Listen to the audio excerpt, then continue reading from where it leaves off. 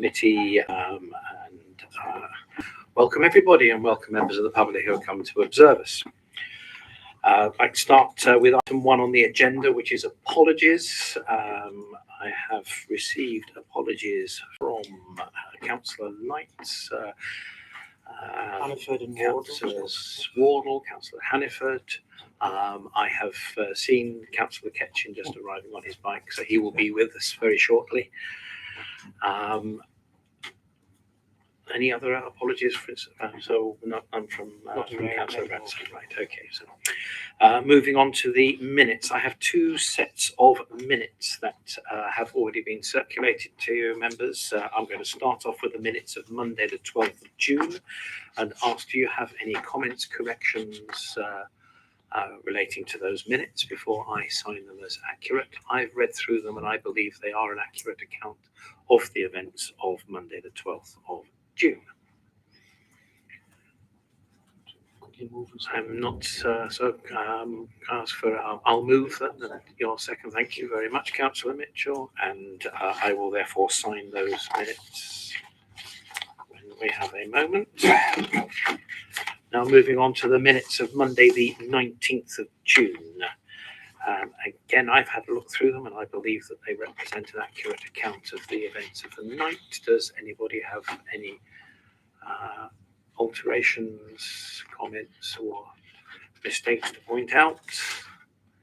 Again, I'm not seeing any response, so I propose that these are an accurate record. Can I have a second? Oh, sorry. Yeah. Councillor Shabin, that's flashing, please. Thank you. Right, so we've moved past the minutes and now asking about declarations of interest. Councillors are reminded the need to declare any disclosable pecuniary interest. Can I ask if any members present have a disclosable pecuniary interest in the matters to be discussed this evening? I see no response. Moving on to item 4, Local Government Access to Information Act, exclusion of the press and public.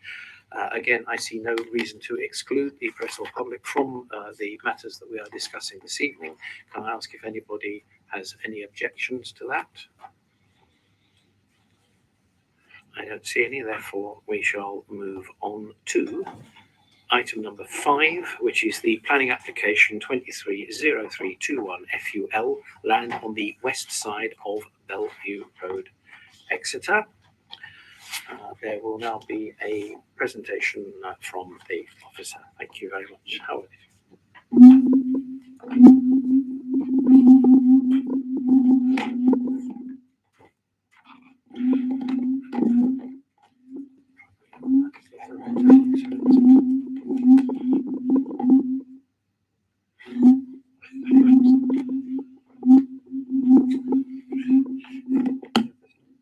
Yes, it's copied. It's frequent, so don't worry about it.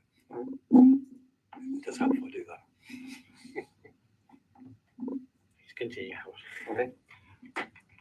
So there is an update sheet and there is one additional letter of objection. Somebody's written again who has commented, so it is not addition in terms of the numbers, the total objections, but was unable to attend and speak tonight and wanted to reiterate points around the urbanising impacts of the development on a peaceful rural locality in the Valley Park, concern about the removal of woodland for access, the fact it's county wildlife site, and that policy EN6 is perceived as being a loophole to allow development in the Valley Park. The other amendment is, the other update is, as stated on the update sheet, there has been an amendment to the access route, construction access. We'll pick that up as we go through the presentation, but just to draw your attention to the fact the trees officer's comments, the landscape officer's comments and the ecologist's comments in the committee report do refer to the loss of a tree and part of the woodland belt that would not be necessary with the revised construction access, and the public representations were made in objection to the proposed construction access that would be mitigated by the revised access, and condition 2 would need to be updated to refer to a revised plan. Okay, so in terms of presentation, it's the application site. So application site is in red, and the additional land owned by the applicant is in blue. The principal part. It doesn't work. Red Okay. dot. Please. We do it. So the solar panels are supposed to be in this location. This is County Bridge Road. This is the university campus. South of the picture, you've got the Records Lane residential area to the north. The red lines include access from the public highway, both through the university, from Lower Argyle Road, and from the Thomas Hall access from County Bridge Road, which is now put to construction access, and we'll look at that in more detail, but the main part of the site is this field here. So an aerial view, those familiar with County Road, the dry cleaning works, which has recently demolished County Road, and the site sits in this area here. Thomas Hall, which is the Stein School. We've got the play park on West Garth Road. And you've got Cherry Tree Close. Jumping around, Cherry Tree Close and Woodley Close, two residential streets which abut the site. And this area is green area C, is all designated as Valley Park. So this is the probably most prominent view of the site from Lower Argyle Road. It's looking from the entrance to the halls of the residence and the university campus. You have a clear view through that entrance towards the hill, and you can see Cherry Tree Close and Woodley Close, the houses in the background behind the site. So solar panels are on the upper part of that field. Another glimpsed view as you move along Lower Argyle Road, you look over a house known as the Oaks, recently redeveloped. Again, you would see the site between the trees and between gaps as you pass along there. But these are static views, they are glimpsed views. You move through that space, it is not a space in which you would be stationary normally. So this is from within the site. You can see the two dwellings on the end, 27 and 26 Woodley Close. And as you look round to the left, pan round to the left, you can just see Thomas Hall glimpsed through the trees. And you can see the student residences, the yard, this location here. And as you keep panning around, you do see glimpse through you saw the view from that was the first view we saw. You can see back through the entrance to the university there. You can see the bungalows in the background, so you have a glimpse view. And again, there are some houses on Duyard Grange. This one most prominent as its flank elevation towards us, and no windows in that elevation, but there are glimpsed views of the site. Just actually going back, it is worth making the point that this is Exwick over here, so you'll have distant views of it from Exwick. You don't have views of it from the valley because of the nature of the slope and the trees, and that there are no public rights of way on the immediately opposing side of the valley. So there's very little access to space. And Farm Hill is tucked around the corner. So these areas, there isn't any public access, those are public views. And this is view from St Andrews Road, the other side of the valley. These are the houses, Records Lane, West Garth area. The site is actually in the top of this hill here. And again, this is a glimpsed view. You do have a field gateway. You would normally be moving through that space. You wouldn't have a static view of it. The site itself is screened by the trees that are lower on the slope. This is within the university. This is where both the construction compound.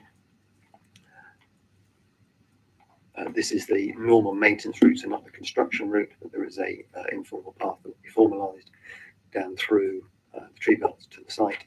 And this is the revised plan, so we'll just on the same. So it had originally been proposed to bring construction access through this field and down the slope and through the tree belt and across, and it would require the removal of one tree. The university have been able to negotiate access through Thomas Hall. So there is a route that stays, uses an existing bridge and then stays on the other side of the brook and can access the site without requiring trees to be felled And then there's a construction access through here. There is a condition to provide the details of the construction access, and that is removed and the ground reinstated once construction is complete. Blue line is the electrical connection, which will be underground, and will be board connection, so it won't disturb. And this yellow line is the normal access route through day-to-day maintenance. So you've got two sections through the site. You can see the houses we looked at. We've got flank windows looking towards the site. On the upper part of the slope, the solar panels are reclined at a lower angle, so they have less visual impact, both in close range and in longer range views. Sections through, you can see how the site levels drop. Typical detail of the solar panels are lower on the site where the angle is steeper at 30 degrees, and higher on the site where the angle is lower at 10 degrees. And these are details of the transformer station. So this is a tree plan. Previously, the construction access was proposed in this location, going through the tree belt and requiring a bridge in the stream. And the access would now be, this is a car park at Thomas Hall. And it stays on the other side of the brook, so you can access it from the site much more easily. This is a biodiversity enhancement plan, so you can see additional tree planting, orchard planting, grassland enhancements on the lower parts of the slope and on the other side of the valley. This plan included, just for reference, so you can see the areas coloured green are valley park or landscape setting of the city. The site is in this location here. So the issues are the principal development within the valley park, balancing the impact on the valley park with benefits for sustainable energy generation, scale, design, and appearance of the proposals, the impact on the residential amenity of the dwellings immediately adjacent to the site and on the side of the valley, wildlife ecology and biodiversity issues, and the access proposals. So officers come to the conclusion that the harms through landscape impact are relatively contained due to topography.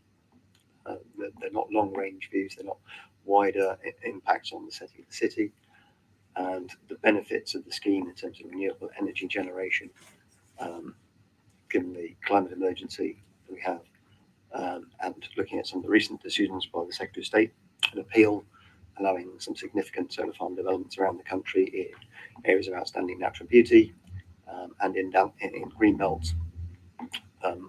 We therefore give considerable weight to the benefits of the scheme. We consider that on balance, those benefits do outweigh the harms, and therefore recommending it for approval subject to the conditions listed in the report. Thank you. Thank you. Right. I'm now going to ask members if they have questions for the officer. Please keep these questions brief and to the point, and one person speaking at a time, and try and get all your points out at once. Councillor Sheridan, was that you? No. Councillor Mitchell. Just at one point of the officer, can he give us any information on any parallel applications that have been in a city urban environment where the Secretary of State has approved as distinct from rural agricultural locations? No, the examples that we've looked at recently are they're areas of protection of rural landscape.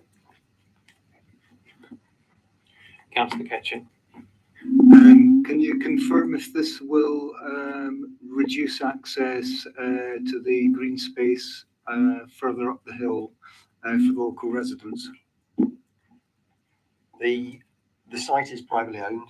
It's currently used on an informal basis, and the proposals are to formalise the access to the lower parts of the slope from the university and through to the playground.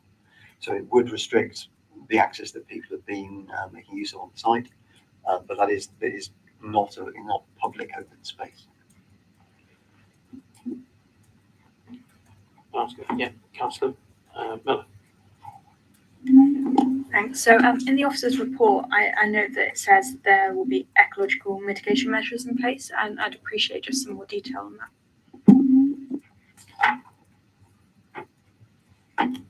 Might be one the applicant also chooses to address when they speak. But this is a plan looking at enhancement. So you have the areas of the solar panel, which is fenced, this area here. So there is additional tree planting, and there are enhancements of the existing what is a degraded sort of paddock. So it would enhance the site in terms of its biodiversity value. Our ecologist is happy that there is a net gain in biodiversity improvements through the various tree planting and grassland enhancements. Any other questions of the officer, please? In that case, we are moving on to our speakers. We'll have members speaking under Standing Order 44. Our speaker is Councillor Pearce.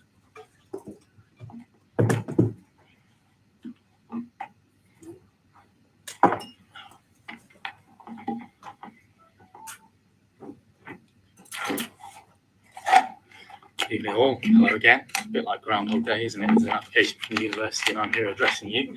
I hope this is kind of like the final scene of Groundhog Day where there's a different outcome at the end though, so rather than the all the days preceding that. So I want to talk to you tonight a little bit about balance, because that's what it comes down to. The officers have, in their view, think that the benefits of having this solar array renewable energy provision on this site outweighs the harms that I think everybody here acknowledges and has seen from the pictures and from reading the reports. They're undoubted. Nobody's disputing the fact that they're there, but it's kind of what's more important, that loss of amenity, that harm to the site, or to generate a small amount of renewable energy on this site. I could have taken a different tack and lamented the fact that there's hundreds, if not thousands, of car park spaces on the university site that haven't got solar canopies on, that there are dozens of buildings on the campus that haven't got solar PV on the roofs. If they could have followed the lead of what the City Council has done at the Matford Centre, on our car parks, multi-storey car parks, all covered in solar PV as the first options. Then once those options were exhausted to the council, we went and built our own solar power station, much larger than this site. I say power station because that's what it is, but that was built on contaminated land on a brownfield site that wouldn't be usable for anything else. It wasn't agricultural land. It wasn't green space in the heart of the city, which is what this site is. It's both of those. It's addressed as agricultural land and an attempt to make it look as though it's rural. Within some of the reports, it's referred to as grade 3 agricultural land, and I think that's a key point, and possibly somebody may ask a question about that later. But grade 3 agricultural land is split into two, grade 3A and grade 3B, and that's significant because for renewable energy projects, if agricultural land is to be designated as 3B, then policy guidelines, previous decisions from the Secretary of State and others suggest that that is acceptable to lose that. If it's of 3A, unless it is for an NSIP, a nationally significant infrastructure project, it should not be lost for renewable energy, be that solar, wind farm or biomass or any other type of site, because that is deemed as good quality agricultural land as it would have been if it was grade 1 or grade 2. So I'm surprised, and possibly it's an oversight on my part that I've not been able to pick out in the documents whether it's 3A or 3B, but I think it is just referred to as grade 3. So that's something that maybe you would wish to explore later. Because there is no doubt that there will be a loss of amenity to the local population. The space there, as has been acknowledged, is used extensively in an informal way currently. So I must speak positively, and it's great that the university are looking to formalise that access. So that's noted, and thank you for bringing that into this proposal. Something that could happen without the solar farm being placed there if that was chosen.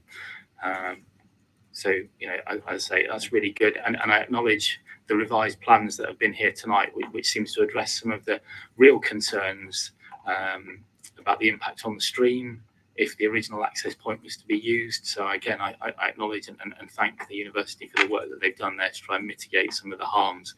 But even with those two mitigations in place, I believe on balance that the loss of amenity here is greater than the small amount of solar energy which is going to be produced by this temporary structure. So I would urge you to really give some consideration to that before making the decision. Please don't just go along with what is approved here until you're all comfortable that it can be robustly defended, because this is an unusual site. It is, one of the green lungs that comes right into the heart of the city. To the west door of the cathedral is only 2 miles from this site. It is a city centre site. It is on the fringes of our city. We're a very small place, so to rely on decisions based on what has happened in rural areas, I think it is not correct.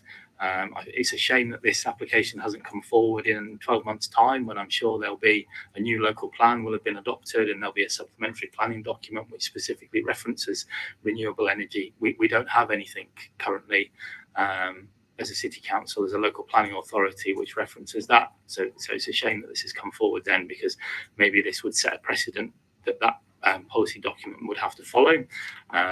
Or not, depending on how this goes this evening. But those are the representations that I wish to make to you this evening. Please just bear in mind the loss of amenity, the loss of what could be, we don't know, what could be really good quality agricultural land, because it's not declared, whether it's 3A or 3B. And as just to conclude with, a note of thanks that some of the objections that have been raised very reasonably by residents have been taken on board, and that the access has been changed to this. So thanks, but in my view, that's not enough to mitigate the loss and the harm that there will be to the amenity. Thank you. Thank you very much, Councillor Pearce. I'm now asking members if they have questions for Councillor Pearce. Please restrict your questions to matters that he has brought up during this presentation. Councillor Warwick. Yeah, you mentioned other ways of. Sorry, Councillor Warwick, can I ask you to switch your microphone on, please, for the benefit of the people at the back of the room? Apologise. Yeah, sorry, Chair. Councillor Pearce, you mentioned that there were other ways that this could have been achieved, by the university. Are you saying that the same amount of electricity roughly would be generated by doing the things that you point out? I think in all likelihood that's probably the case. I refrain from going into a longer speech about that, because we have to base this decision on the application that's in front of us, rather than the one that I possibly would have hoped would be in front of us, because there are, as I say, there are hundreds, if not thousands, of car parking spaces on that campus which have not got solar PV canopies over them, which I'm sure would go some way to generating an equal amount of electricity had that path been chosen. It wasn't, so your deliberations tonight here sadly have to only take into account what is here in front of you and not what could have been. As I say, there were many other options for producing this amount of electricity on that site, potentially. Councillor Ketching. Can you explain what the loss of amenity is in the views of the residents you've spoken to? Yeah, thank you. That's a really good question. So that field is a great informal space for leisure, for recreation, for green active travel from that area, which is one of the worst served areas in the whole of the city for infrastructure, for active travel. The footpaths alone along Cowley Bridge Road are intimidating. I won't say dangerous, but they're definitely intimidating, even just to walk along. So this field allows access to the Thomas Hall, I think as it's now called, school, for many residents who live up in that way without having to go down onto what is perceived to be a very dangerous Cowley Bridge Road. It allows then access into other areas to cross the public rights of way through campus and into town. The removal and the blocking of this that was feared originally as the main loss of amenity to the residents would have been a tragedy. As I noted earlier, I think it's great, and the university should be rightly commended for bringing and formalising that right of access across the field. But that's only a right of access. It's only a footpath. This is space where you could probably have been today when it wasn't raining and seen people out there enjoying the wildlife, playing games with their children and their families. This is a great space. It's one of the green lungs of the city, and it's going to be lost potentially. So that's it. And there's also the visual impact, which we saw many photos which were from very far away without much of a zoom going on to them. But I think it's really obvious that there will be a visual impact, and that is going to impact on the amenity of the residents too, and those over in Exwick. Although there's not much public access on the far hills that was pointed out, there is some, and there are areas where you can look across the valley and very clearly see this field currently, because you can see the houses. So therefore, you'll be able to see this solar array when it's in place, if it's given permission. So those are the main impacts that there'll be. A loss of a green space to play, and then the visual amenity that will be impacted as well. Thank you. Any other questions, please, Councillor Sheridan? On the report, one of the residents talks about that if she couldn't walk directly to school, that she would take the car. And does that not contribute to the whole fact that we'd be losing that as well, that we'd be actually using cars instead of walking? Yeah, absolutely. If it wasn't for the fact that the university have now suggested that they'll formalise access across the field, I would have been spending a much larger proportion of my time talking about that, because it's one person, but there'll be many other people who would be faced with the same decision, because, as I say, Cowley Bridge Road is an intimidating place to be for a pedestrian, certainly for a cyclist, even for some car drivers, when you've got a number of heavy goods vehicles that use that route. So anything that can promote active or other types of travel for people, especially young people, to access the school there is to be applauded. And so the fact that the access is formalised, I'm really pleased to see, but that needs to be maintained. Thank you. Any other questions from members, please? Okay, thank you very much, Councillor Pearce. Excuse me, sorry. We're now moving on to the public speakers speaking under Standing Order 19A. I have no intimation of an objector, but I do have a supporter. So if I could, for Joanna Chamberlain, please. Right, so I guess. Oh, I'm speaking on behalf of the applicant. Right, thank you very much, Yes, Councillor Mitchell. yes. Yes. Well, yes. My apologies, thank you. This is yes, speaking in support of the application. Good evening, Chair and members. My name is Joanna Chamberlain. I'm Director of Sustainability at the University of Exeter. These proposals seek permission to deliver a scheme that aligns with national and local energy policies and provides community and environmental benefits as described in the officer's report. As a source of renewable energy, solar power has a vital role to play in mitigating the climate crisis by reducing reliance on fossil fuels and associated carbon emissions, providing energy security and meeting energy demands. Exeter City Council declared a climate emergency in July 2019.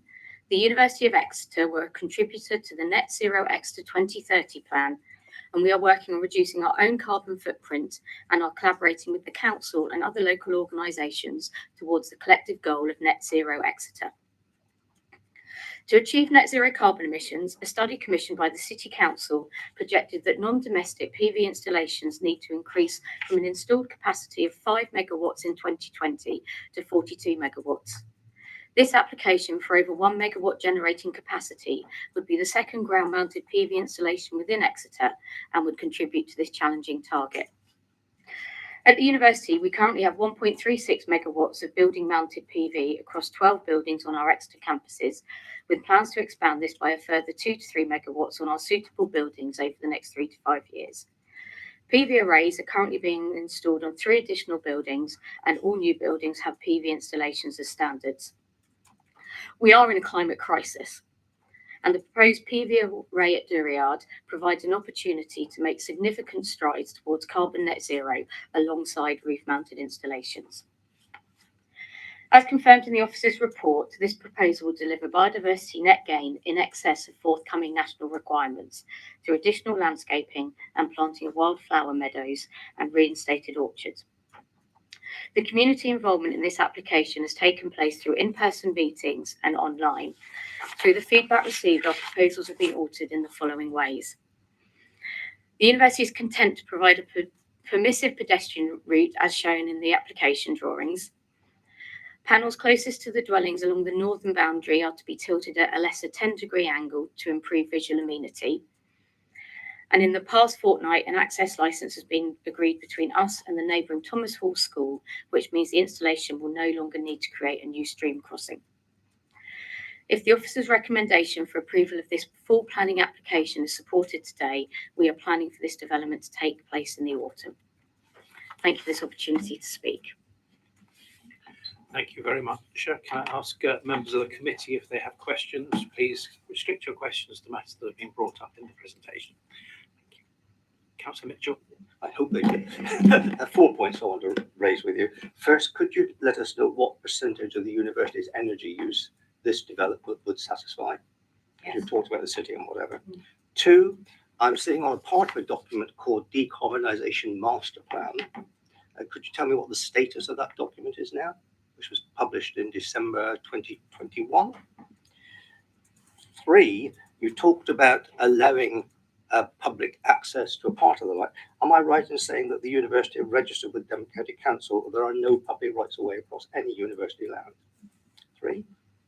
Fourthly, in regard to recent developments, could you confirm whether East Park, which was completed in the last 2 years, has solar panels or does not have solar panels? Residents understand there are no solar panels on those buildings. I'm clear about that. Thank you. You able to take those? Yeah. So in terms of energy use, this would satisfy about 3% of the university's electricity demand. In terms of the infrastructure decarbonisation master plan, a lot has moved on since that document was produced, but we do have a evolving programme that looks to follow the carbon hierarchy. So first of all, we're looking to reduce our consumption, both electricity and gas, and have a wide-ranging programme that includes lighting replacements, fabric upgrades, building refurbishments, a whole range of methods to reduce our consumption. We're also looking at the equipment we plug in, so we're developing policies around equipment use, particularly around IT and ultra-low temperature freezers. So another part of the carbon hierarchy is reducing the carbon intensity of electricity we do use, and the development of renewables are a key part of that, whether that's this application on our buildings. As I said, we have a large rollout programme, both on buildings, and we do have some existing panels on car park B, as well as looking at air source heat pumps to decarbonise heat, and we're also looking at a wind turbine project for our Penryn campus. No rights of way. There is a right of way across the Hoopland Valley, which is university owned land, but there are no rights of way on this parcel of land. All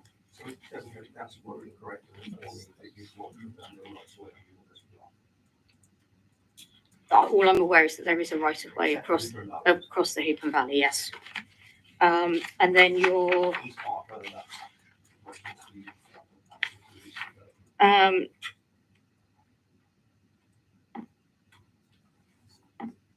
I believe that's correct. There are no solar panels on East Park. So that was completed in the last 2 years. Yes.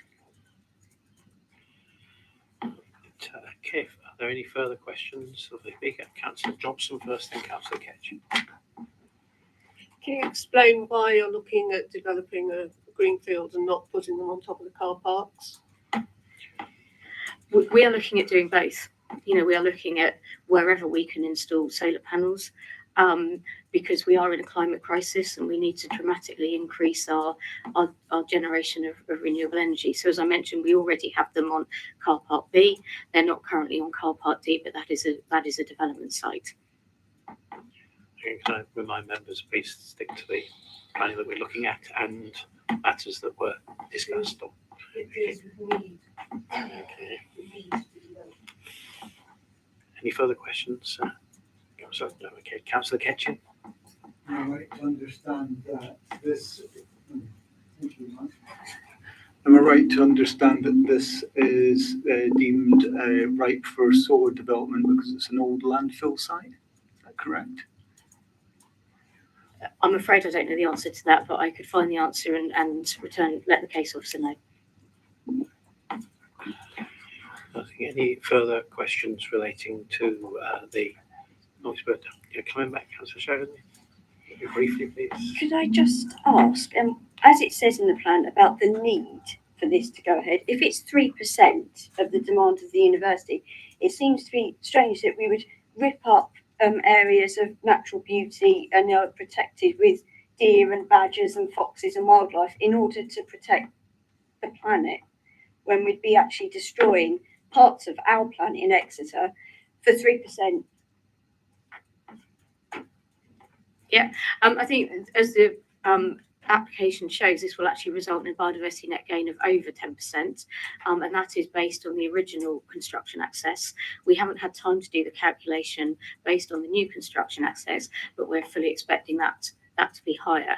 So yes, 3% may not sound like very much, but when we add up all of the solar arrays that we have and we are planning to put on university buildings, we are looking for it to be a significant part of our consumption. Also, once we then bring in the reduction of consumption through our energy efficiency measures. Thank you. Any further questions from members, please? Chair, the Microphone. speaker asked the officer to clarify if it was a landfill site. Is that the suggestion from the photograph there? I was not familiar this is a landfill site, but what I did notice on the very top of the site, in the front of that photo, there is a sort of structure which I do associate with former landfill. But as far as I'm aware, it isn't. Other than saying that. There's 3 other on the site like that. That's why I mentioned it. Yeah. So. Right. Again, asking for any further questions? No. Thank you very much indeed. Thank you very much. Right. Members, I am now moving us into debate. So first of all, if anybody would like to start speaking, Councillor Mitchell. Thank you, Chair. And like Councillor Pearce, I'd like to apologise to the committee for yet another application from our board having to come before committee. I think, like most of us around the room, there are 2 conflicting issues here. That of the development of solar farms moving us away from fossil fuel and nuclear dependence is one most of us would agree with. But the conflicting issue is in relation to the specific application at this time on this site, which I think is the issue before us this evening. I generally believe our policy, as I think has been amplified by others, should be summed up by the expression roof spaces before green spaces. And I think this has come out in the points that have been made already. The university application doesn't follow on from the maximisation of suitable roof spaces, as has already been admitted by themselves. This application runs in tandem with roof space PVs. And we already know, if any of you were excited enough to dig out this document that I found on the website of Decarbonisation Master Plan, 170 pages, hence I didn't print it all off, you will see there's a very comprehensive plan and in relation to buildings, but also the suggestion of a greenfield site is mentioned in that document. So I'm grateful to know from our planning team at some stage, in the light that Exeter's master plan formed a supplementary document to our planning documents, has this document got any status as far as we are concerned as a planning authority? Whether it's ever been submitted, I'm not sure. That's just a point that's correct. Right. The planning officers recommended this development on balance, with numerous issues have been raised against the development by outside bodies and local residents. The on balance in favour entirely relates to ENG, the idea of energy, different forms of energy usage, renewable energy development. That is all that's going for it, that there is this pre-assumption that this will take place. I'd like to address the other side of the argument, which is the issues raised by the objectors. And all of them have been identified as core issues in the House of Commons briefing papers. And again, if any of you have wanted to read them, they're exciting documents. One is dated only 10 days ago in July, and the other one is dated last year, called Planning for Solar Farms and Battery Storage Solutions and Planning and Solar Farms. An exciting documents, I must say. They are if you go through. But in effect, the essence of these, the issues they raise are the impact on local amenity and landscape should be considered. That has been raised by the officer. The need for renewable energy does not automatically override environmental protection. I think that's a key question we've got to ask ourselves in relation to the loss of this site. The siting, colour, size and design of the solar system has not been gone into any detail. We don't know about the visual impact in regard to these things. The visual impact on solar farms, in particular their impact on local landscape in terms of glint and glare, is not gone through in any depth in this, or its effect We've had anything from the Civil Aviation Authority, because of course you're supposed to ask about aircraft flying over where they're going to be impacted by the glare, etc., from the development of this. There are no hard and fast rules for local planning authorities to identify currently suitable sites for solar farms. But local planning authorities should take into account potential impacts of solar farms on the local environment.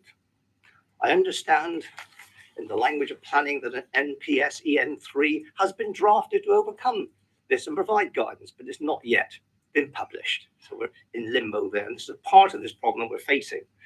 We're dealing with something where we haven't got a bank of policy in which to draw upon. We are setting that policy in some respect.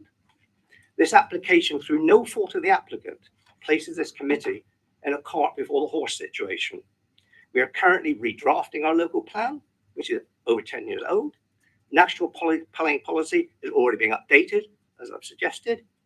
And all references in the literature, as Councillor Pearce alluded to, relate to solar farms, large or small, in an agricultural setting. There is nothing in any of the documentation anywhere about a city urban environment. There are mentions of brownfield sites which might occur in an urban area, but there's nothing specific that helps us or helped me arrive at a conclusion on balance one way or the other in the argument. So we're sitting in a situation, whether it's large or small, this is on a semi-greenfield land within a city. So we're setting our own policy for this. This is certainly not a brownfield site. The University of Exeter recently, and the chair will recall this, spoke to us at a planning members working group. And they produced a very exciting paper, which all of us have read, called A Non-Technical Overview of Energy and Carbon Standards for New Buildings. This was produced for Exeter City Council by Exeter University, the same university that are putting the application before us. And in paragraph 26, ground-mounted PVs. Emerging evidence suggests that Exeter does have some potential for ground-mounted solar arrays. A criteria-based policy indicating where ground-mounted PVCs could be acceptable would help direct potential developers to the most appropriate areas. A ground-mounted PV policy should be considered.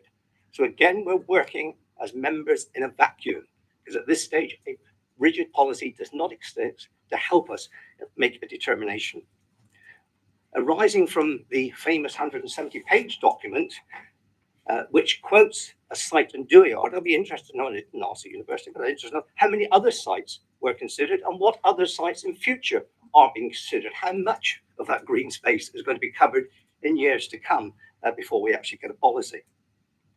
This site, if you look at it from the map, could not be closer to residents and further from university buildings, which is the point the residents would like to know why this site was in particular chosen. I threw this geography, geology and siting, but of course it does happen to be within feet of residential property. All the comments made by the planning officer are balanced with objections from another point of view.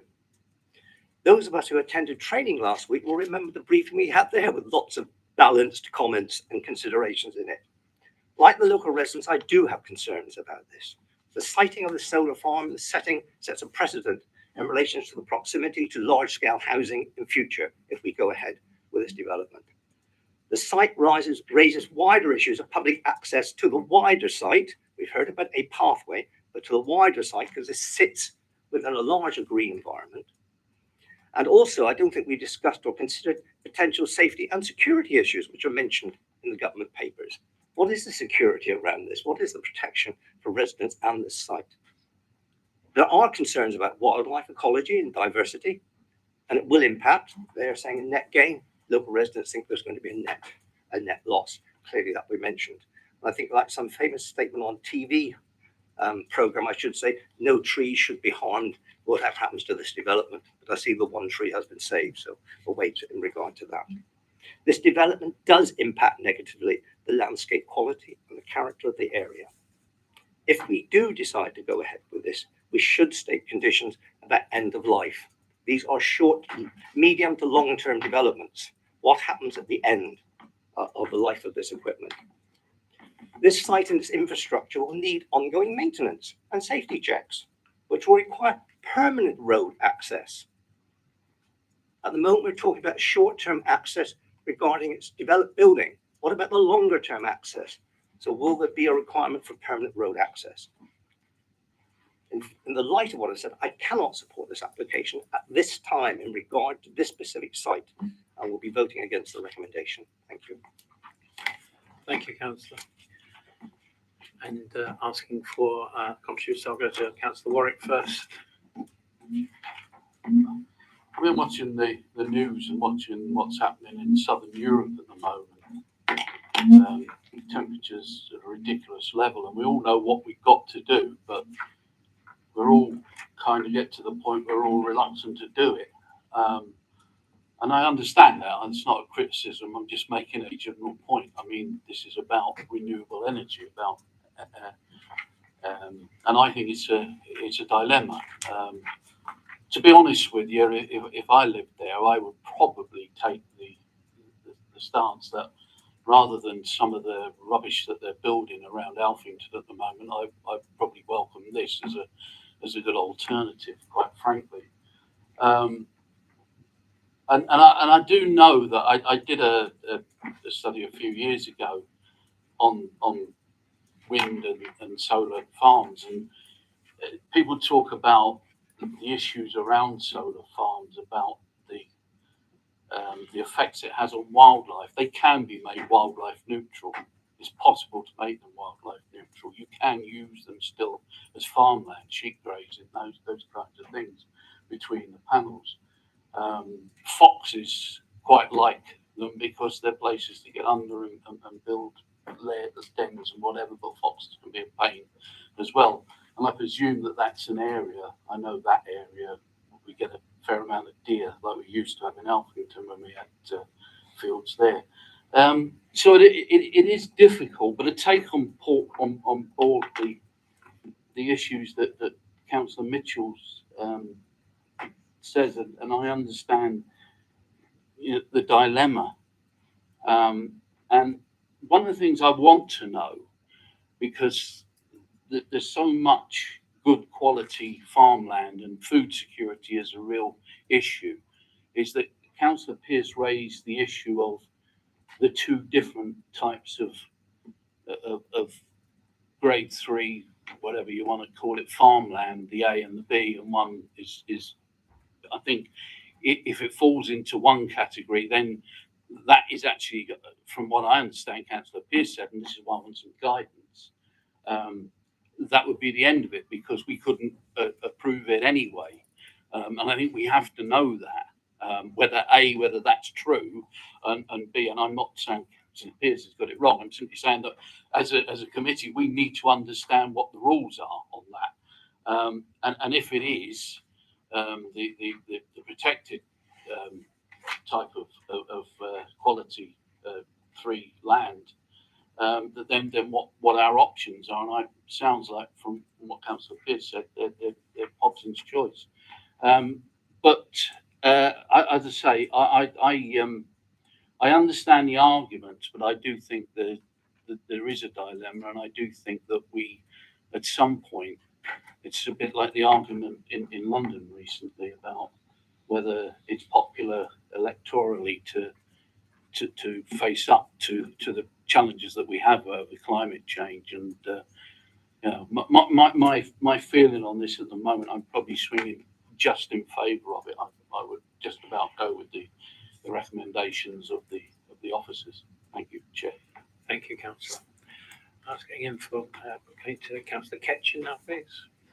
Just a few quick thoughts. I thought Councillor Warwick made some very insightful thoughts to that, and I do wonder if we can ask a condition of this, that if it does go ahead, that it is made wildlife permeable in terms of their fencing arrangements, and that's something to consider, because I think the other element of this is, given we don't know if it is an old landfill site, but there are what appear to be 4 methane vents in the site, kind of what the future of it is. I know that's not necessarily about, there are concerns that the residents have made that we can't answer, but what I'm trying to get at is what is the life cycle of a solar array, and it's typically 25 years, and then what happens after that. it's about when you planning, it's about the whole life cycle, not just the initial event and the consequences after. I do think, other compelling things that are going on currently, because South Europe's been mentioned. I would also mention Ukraine, because that is in some ways a surrogate oil war where we're married to Russian oil previously, and now we are trying to divorce ourselves from those things. I've got a final part I may come back to in a second, but so I heartily agree with the comments of Councillor Warwick. Thank you, Councillor. I'm going to get Councillor Sheridan first, then Councillor Johnson. Just with regard to reinstatement of the site, that there's hinting that it could be a condition where it isn't, after so many years, reverts back to a greenfield site. But why would that ever happen? Why would that ever need to happen? If the policy is that we increase the solar panels to make it all worthwhile, why would it ever stop? Why would it ever end? Surely it would go on for decades. Again, my understanding is that they have a short lifespan, like a car, and so what would potentially happen? It would be renewed with better technology. Replaced. So the site when would it ever go back to being green? This is the thing. I think I think there are some questions now that have been raised to Yeah. officers, but can we finish our discussion first, then allow the officer to come back, and then perhaps there might be some supplementaries after that. So I had Councillor Johnson next, please. Thank you, Chair. I think we start with the fact that this scheme is in conflict with policies L1 and LS1 of the Exeter local plan. Looking at policy LS4 of the local plan, development that harms a site, which this clearly does, would only be permitted if the need for the development outweighs the harm. So you're back to that word need. Now, the officers have come down and said that it does comply with policy N6. Having heard of the comments so far, I can't see that it does, because what is the need? We know that East Park could have solar panels put on it, has not. Difficult to understand why when it's such a new building. We know there are car parks still on the university ground that could have solar panels put on top of them. There are other buildings on the university site that could have panels put on top of them. We're talking about a fairly small 3% of the university's electricity demand, I understand from the speaker. One would have thought that until every inch of concrete, every inch of roof space that could have solar panels put on it has solar panels put on it, then there is no identifiable need for a greenfield site which is in conflict with our local plan to be developed. It is very difficult to understand, to talk about putting a few trees up. There is more to biodiversity than trees. Who knows what creatures live on that site that are going to be displaced. It is going to be a site that is spoiled forever for local amenity use. So when one is looking at balance, one has to look at it, in my view, what is being outweighed when you have a university that has a lot more sites that could be developed that would have no loss or detriment or loss of amenity to local people at all, but could assist the university. So I think until the university can come back to us and say, right, we have developed everything that there is that we can put solar panels on, we now need to look at valuable green space, then the need is not satisfied. And I support what Councillor Mitchell said. I'm not repeating a lot of it. A lot of it I was going to say, but it's already said. And for that reason, I'm afraid there is no need at this time, and this particular planning application should be rejected. It is a shame that the university haven't come to us with one that we could support, because I'm sure everyone here would like to support increase solar panels up at the university, but then they should be doing it on sites that do not diminish amenity for others. Thank you very much, Councillor. Councillor Ketchin. Quite right to hear that solar needs to be mounted on roofs. The two are not mutually exclusive. And of course, if the university find the sort of scale and economies to do the roofs, then good on them, and I suspect they will, as many private residents are doing. I'd just like to remind the committee that last month we handed over a parcel of rural land in the middle of the city in Priory Ward to a golf range, which is neither carbon neutral nor got great societal gains other than recreational use, which is important as well. But it's interesting that a large parcel of land was handed over to Councillor a golf Ketchin, range. sorry, And- need you to and- speak about this And application. this not about previous. application has similar, has parallels in that way, but obviously the pros are something that are less contentious. Thank you, Councillor Ketchin. Can I ask any other speakers? Councillor Miller. Thank you, Chair. I echo the comments and considerations raised by my fellow councillors, and in particular Councillor Warwick. I won't repeat all of the points that my fellow councillors have raised, but as recognised in the report, there are considerable harms to the green rural character which we have to consider. But at the same time, the renewable energy generation should be given considerable weight. For me, this is an extremely difficult decision and not one that I will be taking lightly. I'm particularly conscious that we do not want to set precedent here. So ultimately, I would really like to hear the answer from officers on some of the questions that colleagues have raised before I make a decision. But I am leaning towards supporting this application as in line with the recommendation from officers, as long as the conditions are included. Thank you, Councillor Miller. Any other comments from councillors who have spoken already? I'm now going to ask if the officer is able to respond to the comments. I've got down noted colour, glint and glare, aviation, end of life, permanent road access, and wildlife protection. I don't know if you picked up on others as well. But, I'm afraid so. Yeah, fire away, please. Not necessarily in the same order, but first of all, to say we do need to judge this on its merits. It's an application on its merits, not it's not an application in respect of other parts of the university estate. So we talked about agricultural land value, agricultural land grade, and there are different grades of agricultural land. The application class is grade 3. It doesn't specify whether it's A or B, but on a proportionate basis, we regard it as grade 3A. That doesn't mean you can't develop on it. It just means you need to give the value of the agricultural land more weight in your decision making.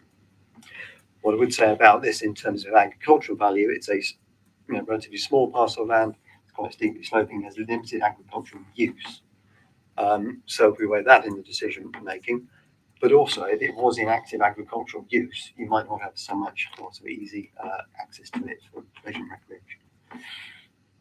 We talked about landfill site. We've done some searching on map layers. There doesn't seem to be any evidence that it is either known as contaminated land or has been a landfill. It's a very steep hill that seems to be in a very natural form. It doesn't seem to me to be obviously worked in any way. And as I say, we've got no record of it in landfill site. Some posters are on there. A glint and glare study was done. Exeter Airport were consulted and raised no objections. And it doesn't highlight any issues at the airport. It does say there will be some glint at some moments towards houses. One of the factors that reduces the amount of glint and glare from this site is the angle of the panels. So if they're more reclined, then more reflection goes upwards. Often the angles of them as well in terms of the points of a compass and the fact that it is not one field where they are all in the same alignment and then suddenly the sun's there and you get the whole thing glaring in one way. It is very much broken down. We talked about end of life. There is a condition there, but in case it becomes redundant, we don't have a crystal ball, we don't know what the energy circumstances will be in 25 years' time. I'm always told fusion is 30 years away, so who knows? But it is, in case it becomes redundant, there is no guarantee it would become redundant. But a condition to our board would see it restored to its previous form. We talked about the county wildlife site, we talked about policy items 4. Proposals include enhancements, not just across the areas of the panels, quite right, but the panels are off the ground, so there is opportunity under them.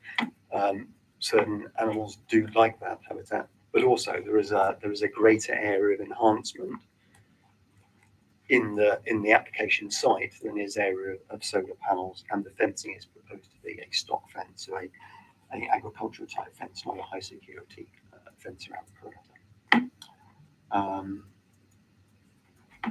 That's it, I think. Thank you. Obviously, that has given us some more food for thought, so I will go for another round of questions on the matters that have been raised by the officer.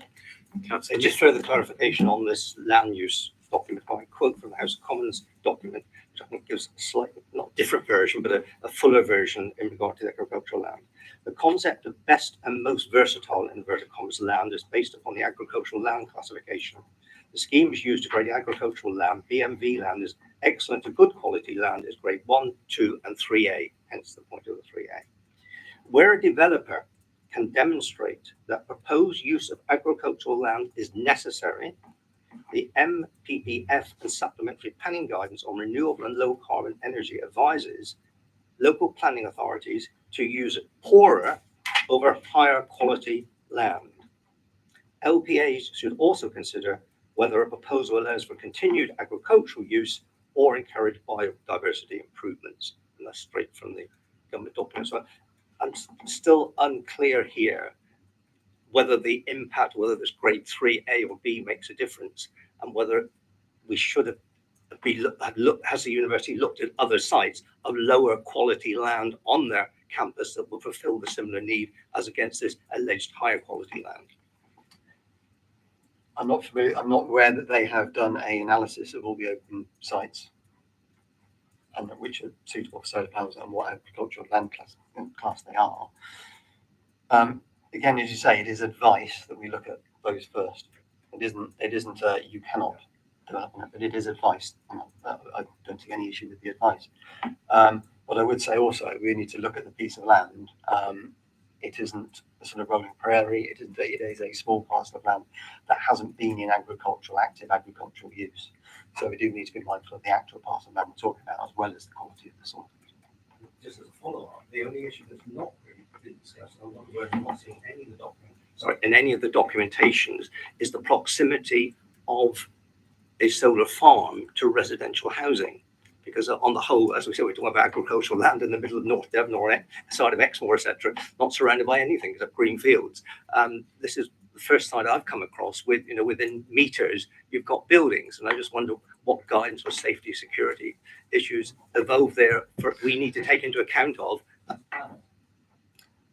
don't think there's any prohibition on having solar panels close to houses. I think what we've got to consider is the issues, glint and glare, noise. So, for example, the transformer, which would have an electrical hum sound associated with it, is remote from houses. So the issues that there might be impact on the amenity through visual impact, noise, and so on have been considered.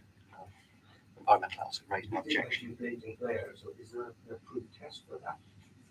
There is a study of it in it, and it talks about the magnitude in terms of how much glare there is, the duration of it, and that sort of thing. And again, we find there's not a reason for refusing glint and glare.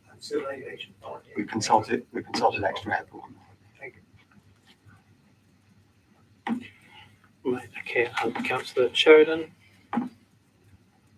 The thing I'm having real trouble with is just the hypocrisy of it.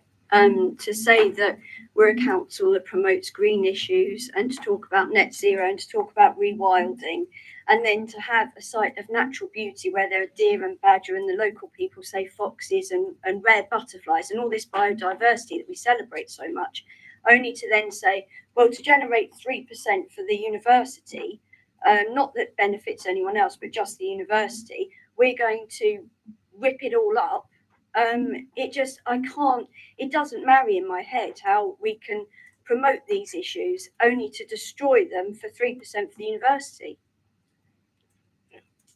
Thank you, Councillor Sheridan. I believe that is a repetition of the point you've already made.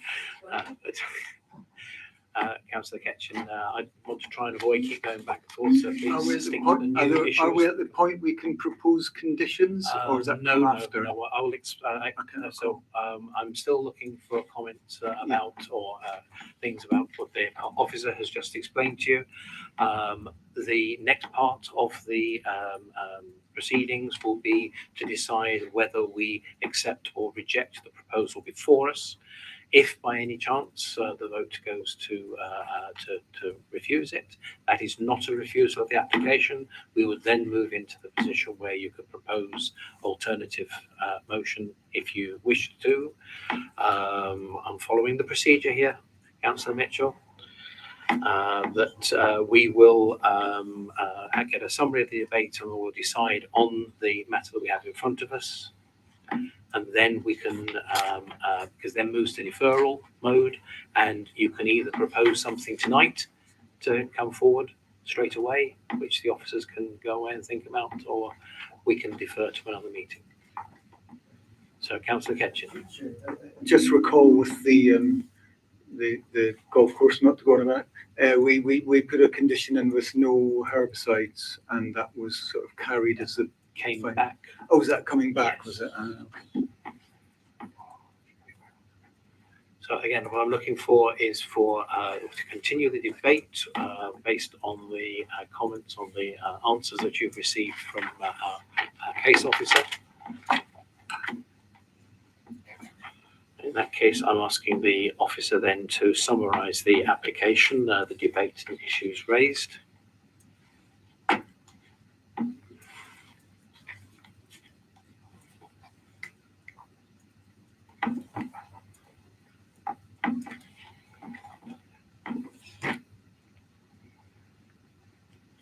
So we've listening to the data. The proposal is for a 1.07 megawatt solar farm on a greenfield site within the Valley Park, as the County Wildlife Site.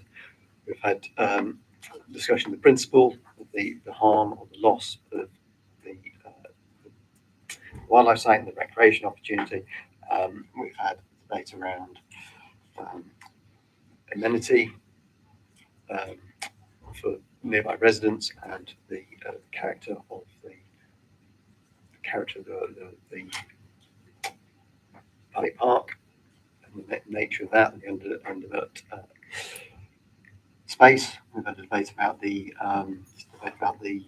impact on the wildlife, the concerns about the loss of space to solar panels and the impact that might have on ecology and biodiversity. We've advised of the extent of enhancement of the site for biodiversity and wildlife. We talked about the access and the improvements to the access and loss of reduction of the felling of trees, and the officer's conclusions and presented in the paper with a set of conditions that includes the reinstatement of the site.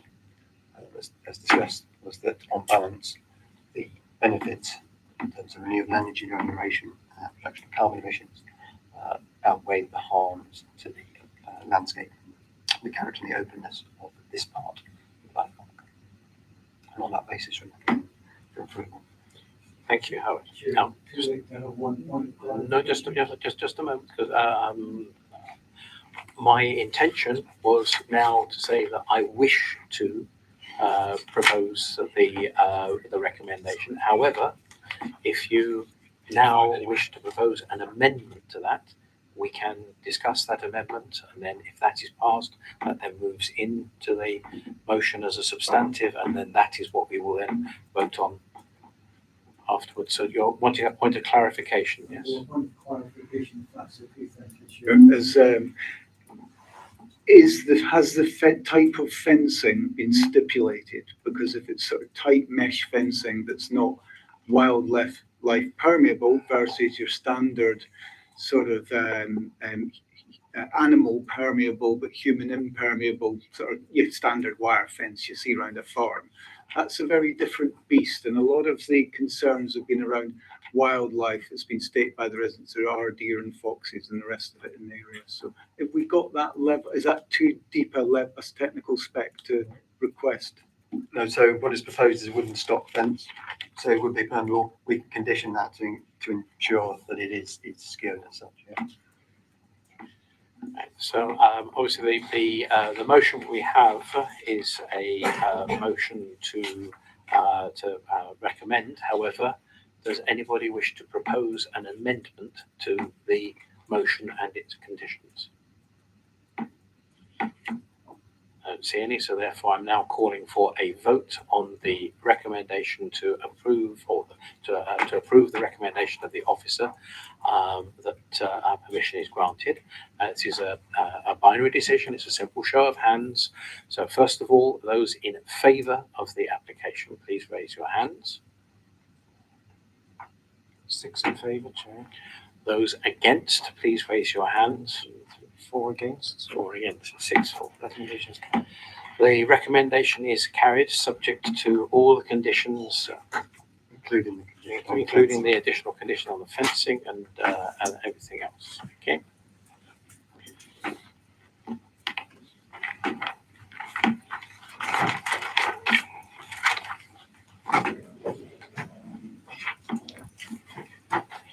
We're moving on to item 6 on our agenda, which is the list of decisions made and withdrawn applications. That's pages 39 to 62 on your agenda. Will you take this one, please? Thank you, Chair. I've not been notified by any members of any issues that they wish to be clarified on that, so it's just for you to note. Okay, so that is noted. Item number 7 on the agenda is the appeals report, to consider the report of the director. This is pages 63 and 64. Again, just for you to note, I've not been notified of any questions for clarification. Thank you.